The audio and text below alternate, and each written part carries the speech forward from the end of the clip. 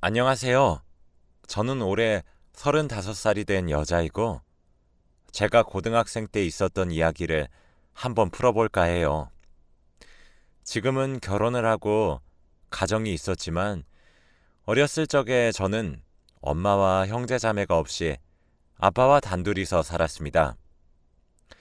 저희 아빠는 다른 평범한 사람들과는 조금 달랐어요.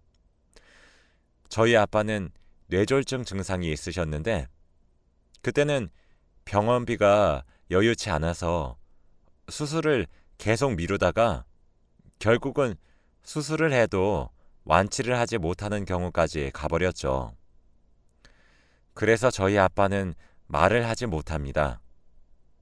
매번 어버어버거리시며 말을 하시는 게 처음에는 힘들었지만 그래도 나중에는 수첩과 펜을 지니고 다니시며 저와 의사소통을 하셨어요. 저희 아빠는 말을 하지 못해서 일을 구하는 것에 한계가 있었고, 결국 새벽에 나가서 저녁에 들어오는 몸을 써야 하는 막노동을 해야 했습니다. 저는 그런 아빠가 전혀 부끄럽지 않았고, 저에게 늘 다정다감하게 대해주시면서 정성스럽게 키워주셔서 그런 아빠가 너무 좋았어요. 하지만 초등학교에 들어가니 친구들의 장난은 정말 날이 갈수록 심해지더군요. 저희 동네는 좁아서 초등학교가 하나밖에 없었는데 다들 저희 아빠가 말을 하지 못하는 장애인인 것은 다 알아요. 그리고 저희 집이 가난하다 보니 매일 늘어진 티셔츠에다가 낡은 신발, 그리고 해질 대로 해진 청바지를 입고 학교를 갔죠. 그러니 친구들은 냄새나 너랑 안 놀아 라고 하던가, 혹은 제 생일날에는 비누를 저에게 주며 야, 이걸로 좀 씻고 다녀 라고 하였습니다. 그래도 그때는 그런 친구들의 행동은 다 장난이라고 여겼고 기분도 그렇게 나쁘지 않았어요. 그런데 초등학교 고학년이 되니까 아이들이 점점 머리를 쓰면서 지능적으로 저에게 폭력을 쓰더라고요. 담임 선생님 몰래 제 책상 밑에 있던 교과서들을 다 찢어놓고는 거지는 공부하면 안 돼 라고 하거나, 혹은 숙제를 한 공책들을 숨겨놓고 저 혼자 벌 청소를 하도록 시키고, 청소를 하고 있으면 자기들이 쓰레기를 더 만들더라고요. 그래도 저는 묵묵히 반항하지 않고 졸업이라도 하자는 생각으로 그들의 폭력을 견뎠습니다. 저는 그래도 그런 환경 속에서 성적도 나름 좋은 편이어서 선생님들이 저를 좋아했고, 선생님은 제가 괴롭힘을 당하는 것도 알고 계셔서 그 친구들을 자주 혼내기도 하셨거든요. 그런데 그날은 제 생일이었는데 저를 괴롭히던 친구들이 저에게 줄 선물이 있다며 따라오라고 했고, 그때 저는 너무 순수해서 드디어 괴롭힘에서 벗어날 수 있다는 생각에 들뜬 기분으로 그 친구들을 따라갔습니다. 그런데 친구들은 학교 뒤편에 있는 주차장으로 저를 데려가더라고요. 저는 얼마나 크고 무거운 선물이길래 이렇게 사람이 없는 곳으로 데려가나 싶었는데, 갑자기 그 친구들이 저를 둘러싸더니 저를 때리기 시작했습니다. 그 무리 중에서 우두머리인 친구가 저를 밟으며 내가 너 같은 애랑 비교를 당해야 해? 넌 거지에다가 엄마도 없고 장애인 아빠를 가지고 있으면서 왜 나보다 공부를 더 잘하고 선생님은 왜 너를 더 좋아해? 라고 하는 게 아니겠어요.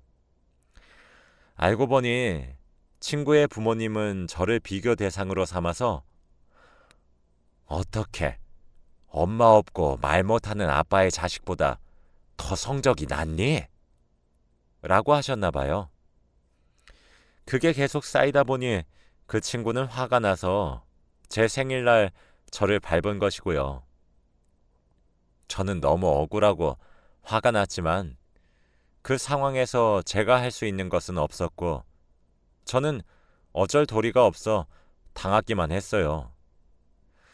그렇게 집으로 돌아갔는데 아빠는 제 몰골을 보고 굉장히 놀라시며 어버어버 거리셨죠. 아마 어디서 누가 그랬냐고 물어본 것 같아요. 저는 너무 눈물이 났고 제가 맞은 게 다 아빠 탓 같아서 눈물을 흘리며 방으로 들어가 문을 잠궈버렸습니다. 저는 베개에 얼굴을 파묻고는 펑펑 울어버렸죠.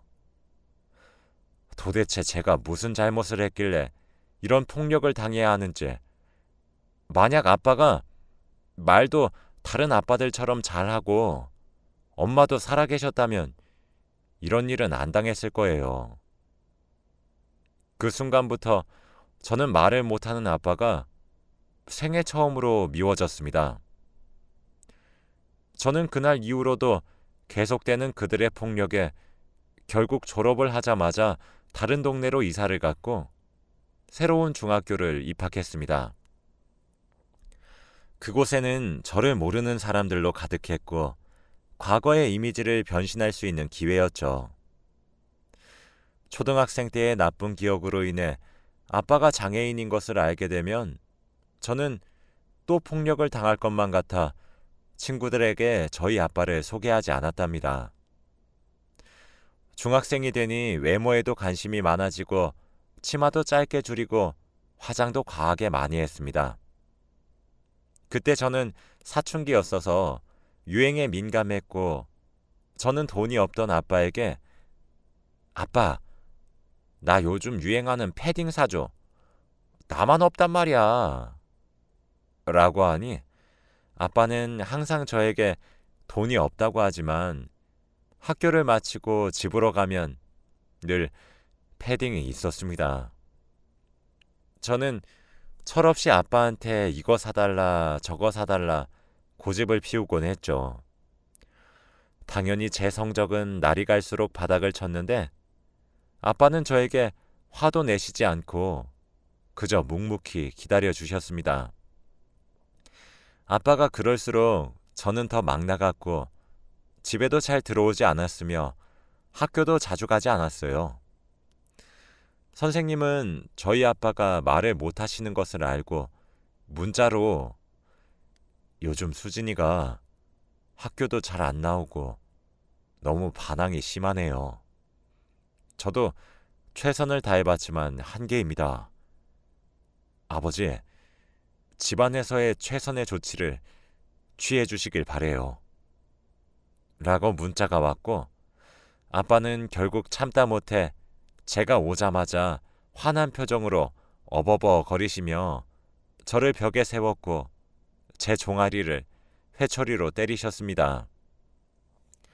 저는 아빠의 벌이 끝나자마자 아빠에게 내가 이렇게 된 게 누구 때문인데 그럼 아빠가 말이라도 하던가 내가 얼마나 아빠가 부끄러운 줄 알아? 라고 하며 아빠에게 말했고 아빠는 눈물이 맺히시는 것 같았어요. 그렇게 저는 아빠와 서먹서먹한 관계로 고등학생이 되었는데 공부를 못해서 실업계 고등학교를 진학했습니다. 저는 친구들과 더 많이 친해질수록 아빠의 존재를 숨겼고 부모님이 두 분 다 돌아가셔서 혼자서 산다고 했습니다. 그러니까 친구들이 더 저에게 잘해주더라고요. 그런데 친구들과 학교를 마치고 길을 걷다가 앞에서 아빠가 걸어오는데 저는 인사를 할까 말까 고민을 했지만 친구들은 제가 아빠가 없는 줄 알고 있었기 때문에 무시를 했죠.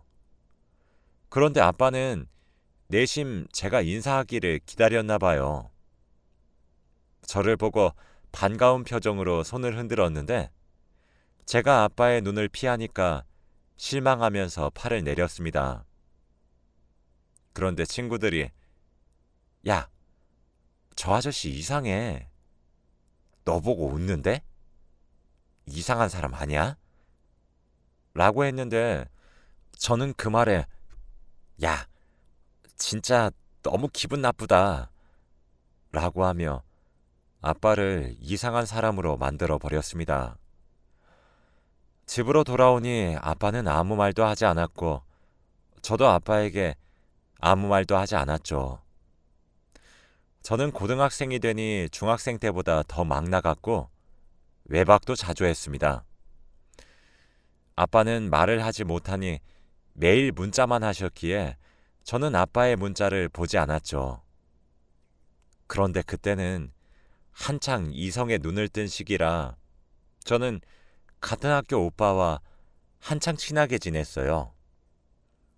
그런데 어느 날 느낌이 쎄해서 테스트기를 해보니 임신이더라고요. 저는 그 오빠에게 오빠 나 임신했어 라고 말하니 그게 왜? 네 뱃속에 있는 애가 내 애라는 보장 있니? 라고 하는 게 아니겠어요? 전 그 오빠를 진심으로 좋아했는데 오빠는 너무 무책임한 말을 하면서 저를 밀어내더라고요. 저는 뱃속에 있는 생명을 어떻게 해야 할지 정말로 많이 고민을 했습니다. 고민 끝에 어렵게 입을 열었어요. 아빠, 나 임신했어. 라고 하니 아빠는 두 눈을 크게 뜨고 제 얼굴에 뺨을 때렸습니다. 저는 처음 맞아보는 뺨에 너무 당황스러웠고 아빠도 조금 미안해하는 것 같았죠. 그치만 저는 맞을 짓을 했기 때문에 아무 말 하지 않은 채 눈물만 뚝뚝 흘렸습니다. 아빠는 펜과 수첩으로 저에게 애 아빠는 뭐래? 라고 썼고 저는 알아서 하래. 내가 많이 생각했는데 못 낳을 것 같아. 저도 제 스스로 말을 하면서 너무 양심 없고 염치 없는 말인 것을 느꼈죠. 아빠는 결국 알겠다고 했고 저도 방으로 들어가서 각자 생각에 잠겼어요. 그런데 얼마 후 혹시나 해서 다시 테스트기를 해보니 임신이 아니라고 나오더라고요. 저는 절대 다시는 아빠에게 불효를 하지 않겠다고 결심했고 그런 경험을 하고 나니까 저도 모르게 철이 든 것 같아요. 아무튼 저는 학교 생활도 다시 예전만큼은 아니지만 공부에 조금씩 손을 대고 있었고 친구들과 노는 횟수도 점점 줄어가니 친구들이 저에게 수진아, 너 갑자기 왜 그래? 너 안 하던 공부를 다 하네? 라고 했습니다. 그런데 다들 제 공부를 응원해주고 도움을 많이 주었습니다. 그러던 어느 날 학교 수업 시간에 체육이 있었는데 제가 실수로 체육복을 집에 두고 온 겁니다. 체육 수업 시작이 몇 분 남지 않아서 빌릴 시간이 촉박했고 저는 선생님께 혼날 각오를 하고 있었는데 그때 저희 반으로 누군가 찾아왔고 저는 그 사람의 얼굴을 본 순간 너무 놀랐어요. 바로 저희 아빠였거든요. 아빠는 제가 체육복을 두고 간 것을 알고 집에서 학교까지 가지고 온 것이었습니다. 다들 낯선 사람의 등장에 전부 다 아빠에게로 눈길이 쏠렸고 아빠는 저를 보며 오라는 손짓을 했습니다. 어쩔 수 없이 아빠에게 다가갔는데 그때 반으로 들어오던 친구들이 수진이 아버지세요? 아, 맞다. 수진이 아버지 없지? 라고 말을 하더군요. 그때 아빠는 어버버거리며 주머니에서 수첩을 꺼내면서 뭐라고 끄적이고 있었던 찰나에 저는 아빠의 손을 막았습니다. 예전에 친구들에게 아빠가 없이 혼자서 살고 있다고 거짓말을 했었는데 이렇게 아빠가 나타나면 제 거짓말은 들통나는 거고 저는 초등학생 때 당했던 폭력을 또 당할까봐 저도 모르게 아빠는 무슨 옆집 아저씨야. 나 아빠 없잖아. 라고 해버렸습니다. 아빠는 당황을 하면서 글을 쓰던 손을 멈췄고 친구들은 아, 역시 라고 했죠. 저는 아빠에게 아저씨, 고마워요. 얼른 들어가세요. 라고 했습니다. 저는 아빠에게 너무 미안했지만 그 당시에 저는 어쩔 수 없었어요. 저는 학교를 마치고 집으로 돌아가면 아빠 얼굴을 볼 자신이 없어서 그날은 친구 따라서 친구의 집으로 갔습니다.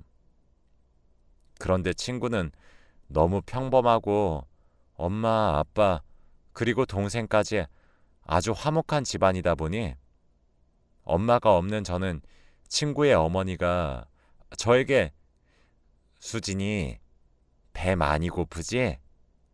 아줌마가 금방 차려줄게. 라며 아주 다정하게 말씀을 해주시는데 처음 느껴보는 엄마의 손길에 저는 눈물이 조금 맺혔습니다.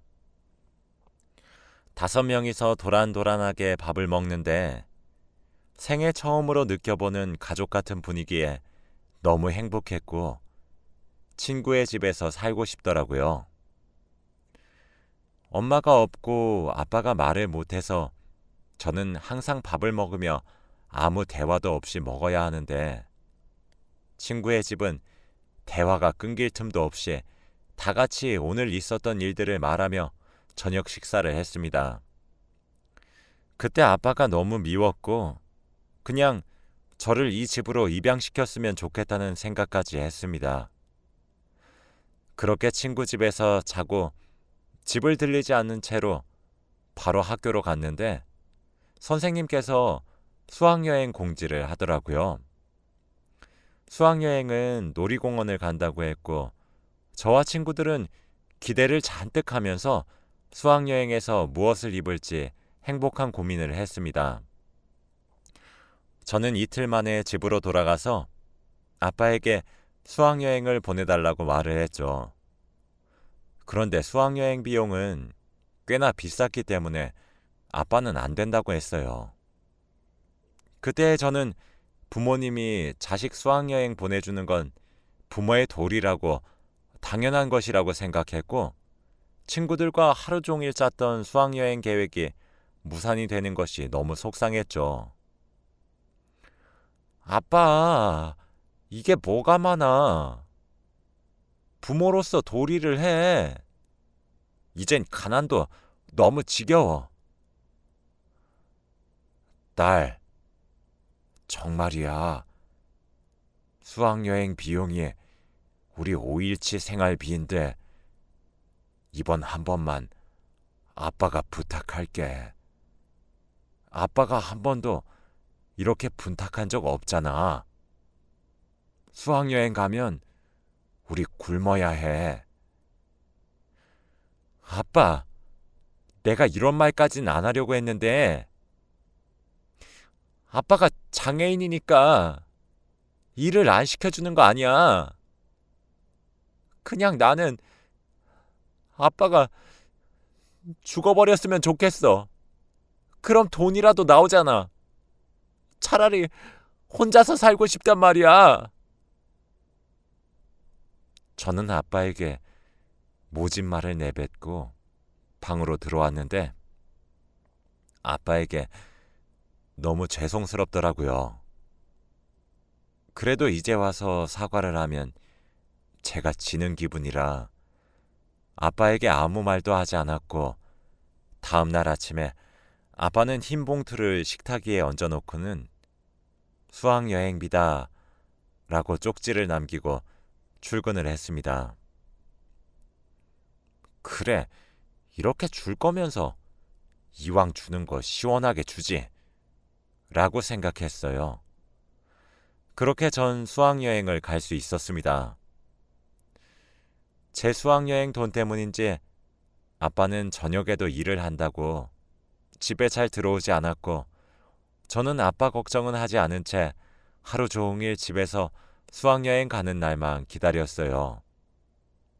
그렇게 수학여행 가는 날이 되었고 저는 그곳에서 쓸 용돈이 필요했죠.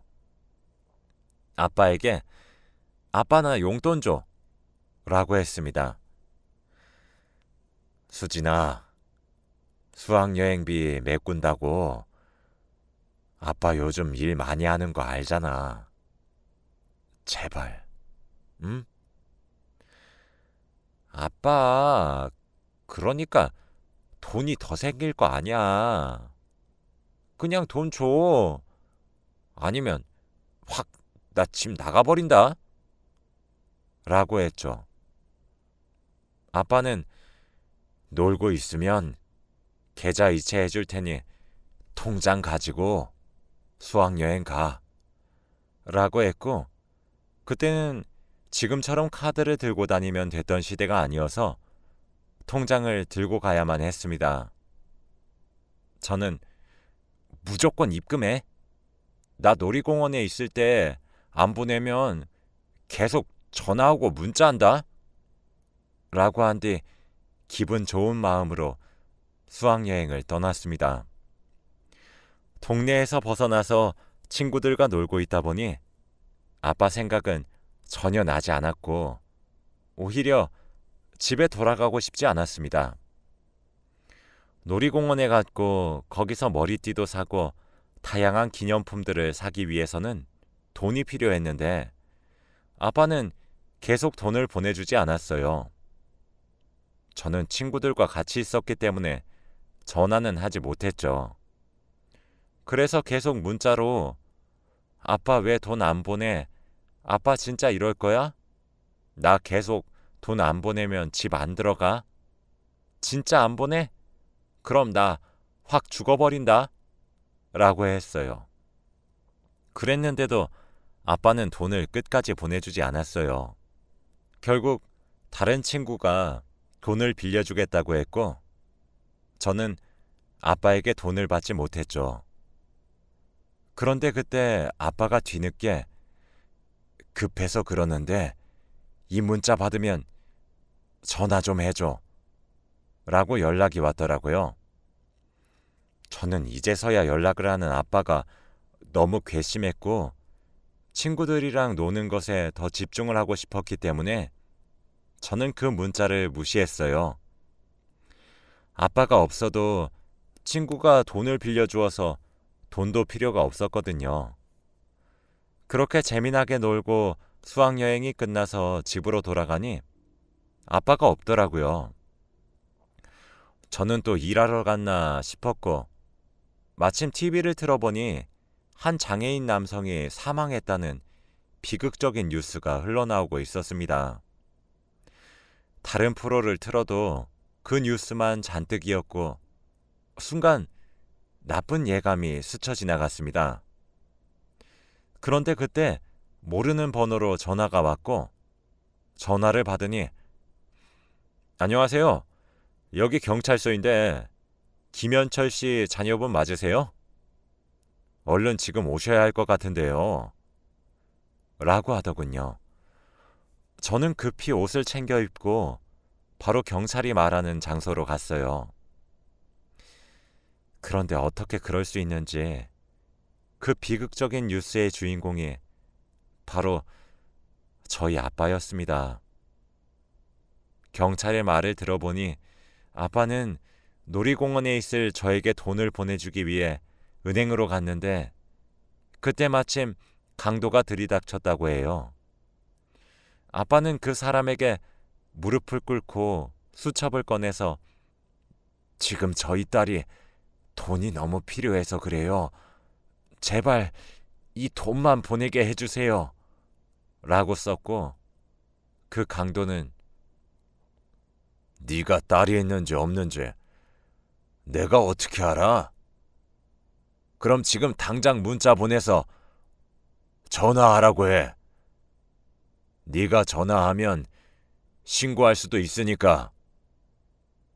라고 했고 아빠는 제게 그런 문자를 보냈던 것이었어요. 저는 아빠의 문자를 보고도 친구들과 더 놀고 싶다는 생각에 전화를 하지 않았던 것이죠.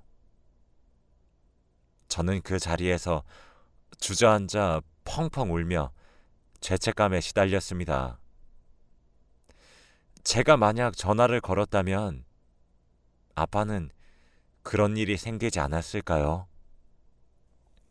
차라리 제가 처음부터 아빠한테 돈을 보내라고 하지 않았다면 아빠는 애초부터 은행에 갈 일이 없었을 거고 그 강도를 마주칠 일도 없었겠죠. 시간이 지나니 아빠를 죽인 사람이 바로 저라는 생각과 함께 저도 죗값을 치러야겠다고 느꼈고 힘들어하고 있을 때 아빠가 꿈에 처음으로 나왔습니다. 정말 오랜만에 들어보는 아빠의 목소리로 수진아, 너 잘못한 거 하나도 없어. 아빠는 그저 수진이가 행복했으면 좋겠어. 아빠 옆에는 최대한 늦게 와야 해. 아빠가 너무 창피하고 가난이 힘들었지? 이제 그런 거 다 떨쳐내고 우리 딸 이젠 행복하게 살아. 사랑해, 딸. 이라고 한 뒤 떠나셨습니다. 일어나 보니 저는 눈물이 흐르고 있었고 아마 아빠가 제게 남긴 마지막 말 같았죠. 저는 평생 아빠의 말을 듣지 않고 살았던 철부지 딸이었지만 지금부터는 아빠가 남기고 간 말을 꼭 다 이뤄내고 아빠 앞에 당당히 나설 수 있는 딸이 되기로 마음을 먹었어요. 그렇게 저는 지금까지 늘 아빠가 제게 남긴 말을 늘 가슴에 새기면서 인생을 살고 있어요. 아빠 옆에 갈 날을 기다리면서 묵묵히 제 할 일을 하고 있습니다. 지금의 저는 결혼을 하고 딸을 낳고 3명의 가족이서 행복하게 살고 있습니다. 제 이야기는 여기까지고요. 들어주셔서 감사합니다.